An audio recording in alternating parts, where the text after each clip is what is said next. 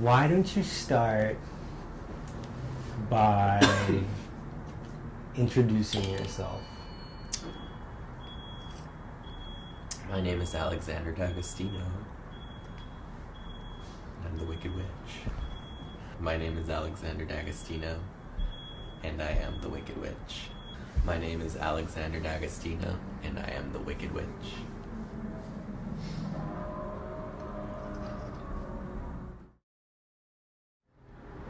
The easier answer would just be I practice witchcraft and use performance art tropes to let the spell affect people more intensely.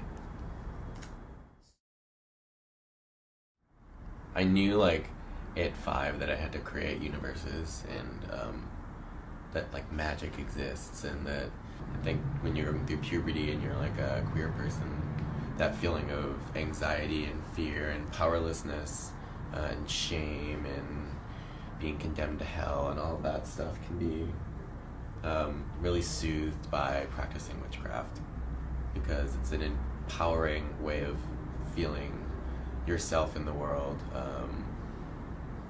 and it is sort of a protest because you're almost proving wrong, and because shit works, and you're like, oh,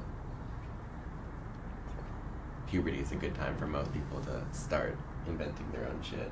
Rituals in Catholic Church were fun. I'm like, you get to eat Jesus and drink his blood, and I'm like, that's kind of cool, and it's a gold box, and the priests wear crazy outfits.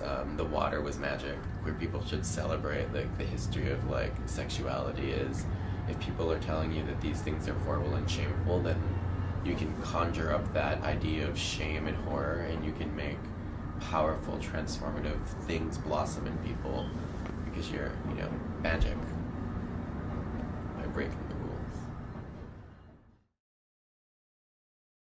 Convenient about that, anyone who lingers in the realm of thinking that uncut dick is disturbing or creepy or shaming it in any way, that's an instant opportunity for me to learn to let go of trying to know that person. I'm like, oh great, you're a loser, or you're an idiot, or you're a fool, or you're a puppet, and be gone, I don't know. Ooh.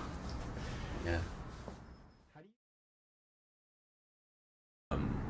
I think it's powerful. I never want to harm anyone, but I do think that through being a performance artist, I've learned that portraying evil is actually very healing, especially for queer people, when they can read the clues and recognize that you're kind of speaking to the experience of your queerness in a way, and attempting to connect to other ideas of queerness, and sharing that kind of feeling.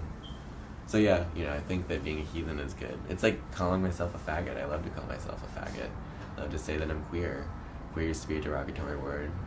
Witch was a word that people were burned with. I think it's in my nature to like things like that. I enjoy it. I like being a heathen. I'm sure Jesus would have approved. I don't think his followers would have, but that's the interesting thing you think about too. It's wasn't Christ the most forgiving person in the world? And then everyone else is you must burn because you won't give yourself to our hero, and he's I know there's texts that say in the Bible you'll go to hell or whatever if you don't give your soul to Jesus, but I don't know, that's just the evangelical shit.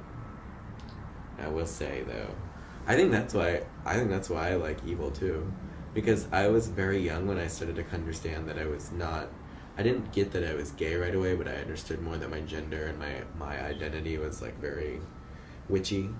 And so I always had this fear that I was going to go to hell when I was a child, because when you think hell's real, and then you figure out that you're one of the souls that is that's where you're supposed to, that's your destination after this.